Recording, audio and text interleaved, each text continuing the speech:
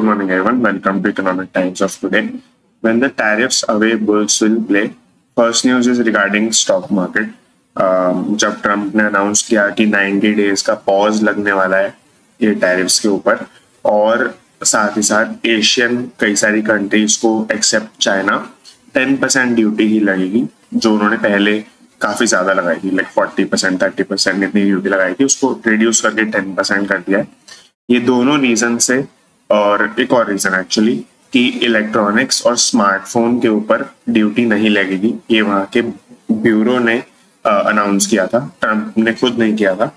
जो ब्यूरो उनका trade and affairs का ब्यूरो है, उन्होंने अनाउंस किया था। तो ये तीनों रीजंस की वजह से इंडियन मार्केट के अंदर वापस से रैली आ गई। इनफैक्ट पूरे एशियन मार्केट के अंदर एक्सेप्ट चाइना रैली चल रही है। रैली मतलब इंक्रीज देखने को मिल रहा है अच्छा खासा। पिछले अगर हम 5-6 दिन की बात करें, 5 ट्रेडिंग डेज की बात करें, तो उसमें 6% का इंक्रीज हमें देखने को मिला है दोनों इंडाइसेस के अंदर। और अगर हम सिर्फ कल की बात करें तो कल में निफ्टी और सेंसेक्स दोनों अराउंड 2% इंक्रीज हुए हैं।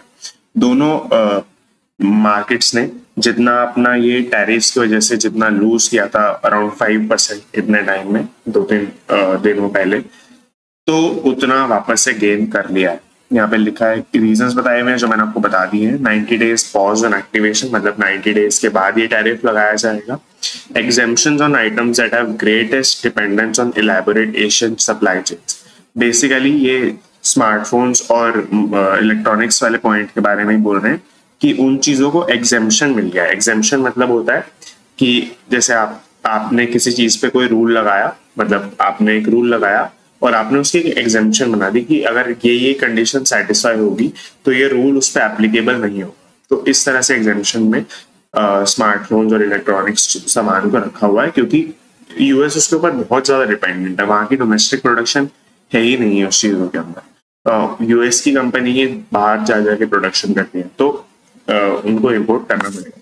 Techies American dream fast turning into देसी नाइटमेयर। तो वो क्या रहा है कि H1B वीजा होल्डर्स जो हैं, मतलब जो जॉब वीजा पे है, अब मुझे वीजा का प्रॉपरली नहीं पता, बट H1B वीजा वाले ज्यादातर तंग ही रहते हैं, ये मुझे पता है। तो उसमें क्या हो रहा है कि वहां पे H1B वीजा वाले जो जनरली इंडियन इंजीनियर्स हैं, यूएस में काम करते हैं, तो उनका क्या हो रहा है कि टेक कंपनीज के अंदर बहुत ज्यादा ले ऑफ चल रहा है, क्योंकि बहुत ज्यादा कंपनीज जो बहुत ज्यादा उनके क्लाइंट्स हैं वो लोग आउटसोर्स कर रहे हैं। जैसे आपको यहाँ पे एक नीचे दिखेगा,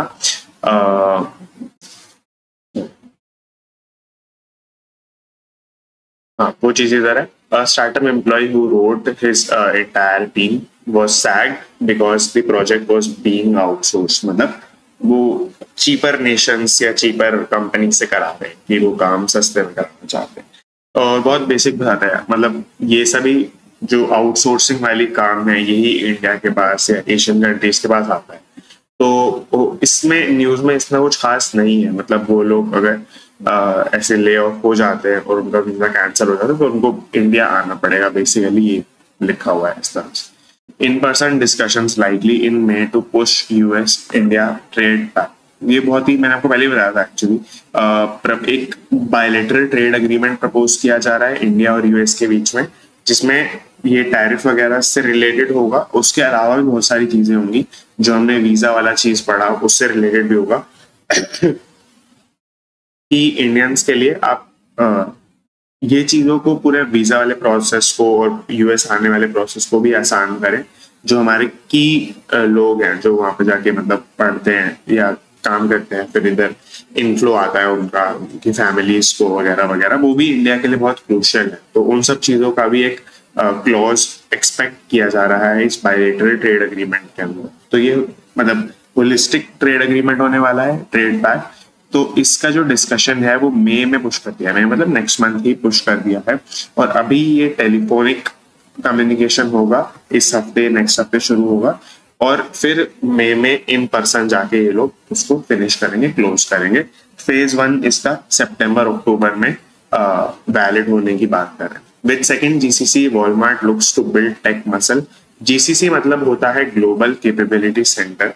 वॉलमार्ट, अगर आपको नहीं पता, वॉलमार्ट एक बहुत बड़ा रिटेल कंपनी है यूएस का, और काफी सारे जगह इनके स्टोर्स हैं, बट उतना ही ये डेटा ड्रिवन कंपनी भी है। लाइक मतलब एक रिटेल चेन है ये, लाइक मॉल्स वगैरह टाइप की दुकानें होती हैं इनकी, बट इनका डेटा साइड पे बहुत ज्यादा लाइक एक्टिव है ये लोग। लाइक अगर हमें ये आर्टिकल मैंने देखा था तो मतलब यहाँ पे एग्जैक्टली आपको पूरा पढ़ना पड़ेगा तभी समझ में आएगा, बट बेसिकली ये लिखा हुआ है कि जो भी चीजें डिसीजंस लेने होते हैं, जैसे कि कहाँ पे हम अपना नया स्टोर खोलें, क्या चीज को हम रीस्टॉक करें, कितने टाइम में ऑर्डर प्लेस करें, ताकि फिर जो डिलीवरी टाइम लगता है उसके बाद हमारा लाइक प्रॉपरली स्टॉक मेंटेन रहे। मतलब अगर ऐसा ना हो कि आज स्टॉक खत्म हो, आज हमने देखा कि कल स्टॉक खत्म हो जाए, आज हमने ऑर्डर कर दिया, डिलीवरी टाइम 3 दिन था, तो 1 दिन का जो लॉस हुआ ये नहीं होना चाहिए। आपको डिलीवरी टाइम को भी इंकॉर्पोरेट करके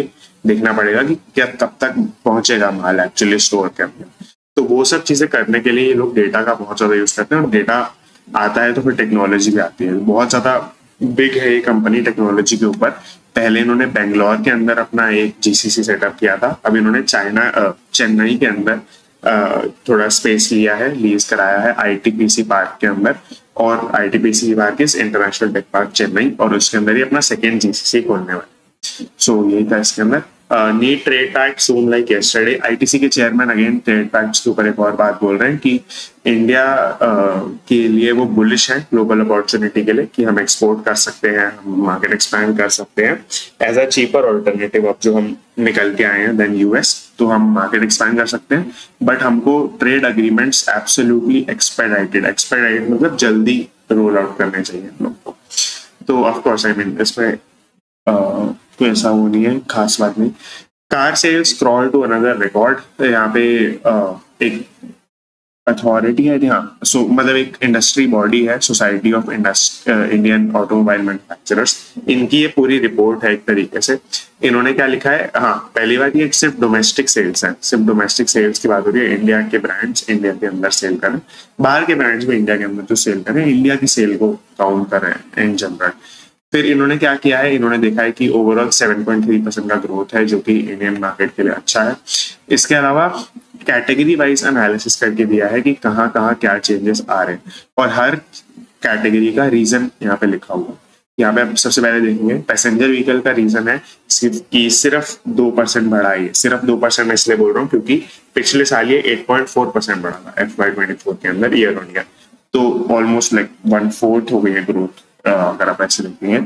तो 2% बढ़ा है। ये क्यों बोला जा रहा है, क्योंकि हाई बेस, मतलब ऑलरेडी इतना एक्सपैंड हो चुका है ये मार्केट कि अब 8% 7% ये ग्रोथ लाना, बहुत ही ज्यादा यूनिट्स आपको ऐड करने पड़ेंगे उस ग्रोथ के लिए। तो किसी भी इंडस्ट्री का कर्व आपका सैचुरेट होते हुए जाता है, तो ये higher on the saturation curve है, प्रॉब्ली है बड़ा। And slowing demand after 2 years of post pandemic runway sales. मतलब पैंडेमिक के बाद 2 साल तक काफी ज्यादा रनवे आ गई है इनको सेल्स की, काफी ज्यादा रिकवरी हो गई है, post pandemic pre pandemic levels पे पहुंच गए हैं, उनको बीट कर दिया है वगैरह वगैरह। तो ऑफकोर्स साइक्लिकल इंडस्ट्री होती है, अगर एक टाइम पे डिमांड ज्यादा आ गई है तो स्लो डाउन पे आएगा, सब लोग वापस गाड़ी नहीं खरीदते रहेंगे, तो वो बता रहे हैं। देन ये 2 व्हीलर्स के बारे में है रीजन कि 2 व्हीलर्स में जो 9% इंक्रीज है वो कैसे आया।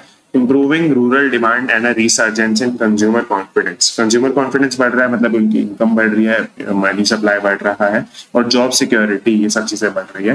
रूरल डिमांड भी इम्प्रूव हुई है, इसके ये दोनों रीजन है मेनली इसके।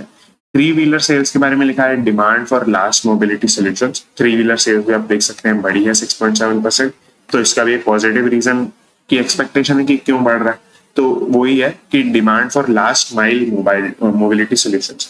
लास्ट माइल मोबिलिटी सोल्यूशंस मतलब होता है कि जैसे आप फॉर एग्जांपल आप ट्रेन में ट्रैवल करते हैं, आपकी ट्रेन आपको एक स्टेशन तक छोड़ती है, जैसे मान लीजिए मैं पुणे में रहता हूँ तो पुणे रेलवे स्टेशन पे छोड़ती है।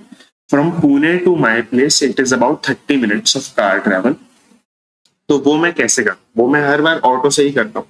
तो वो लास्ट माइल होता है कि जो भी आपने बड़ा ट्रैवल किया या किसी भी लाइक आपने कोई फॉर एग्जांपल पार्सल भेजा किसी को, तो वो भी एक लास्ट माइल, जैसे वो पार्सल जाएगा ट्रेन में या फिर प्लेन से कैसे भी जाएगा, बट लास्ट माइल एक डिलीवरी पर्सन ही उसको छोड़ के आएगा, क्योंकि वो डोर टू डोर सर्विस करना होता है कोई भी डिलीवरी के अंदर, या आपको घर पहुंचना है तो भी। तो वो एक लास्ट माइल इस चीज को बोला जाता है कि घर पहुंचने तक basically.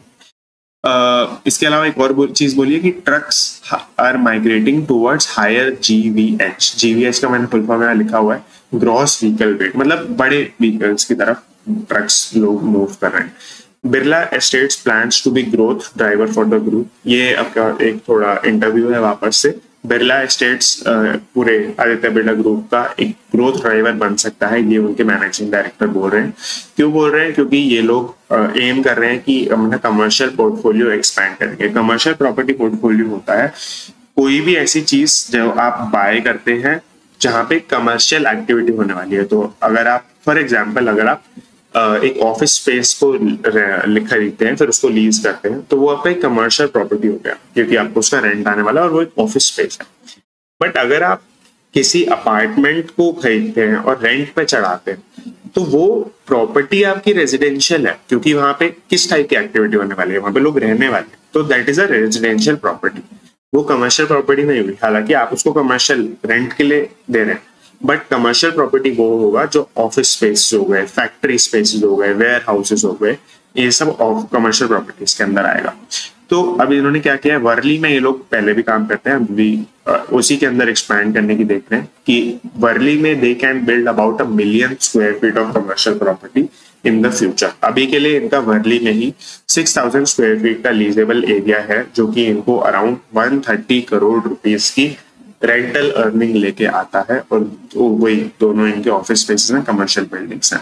India upgrades it's phones, basically लिखा हुआ है कि इंडिया में जो एवरेज सेलिंग प्राइस है फोन्स का, एवरेज किस प्राइस पे लोग खरीद रहे हैं फोन्स को, उसके अंदर पहली बात आईफोन काफी ऊपर आ गया है, टॉप 5 के अंदर आ गया है, और वो इन जनरल बहुत ज्यादा बढ़ रहा है। Again not that relevant for us.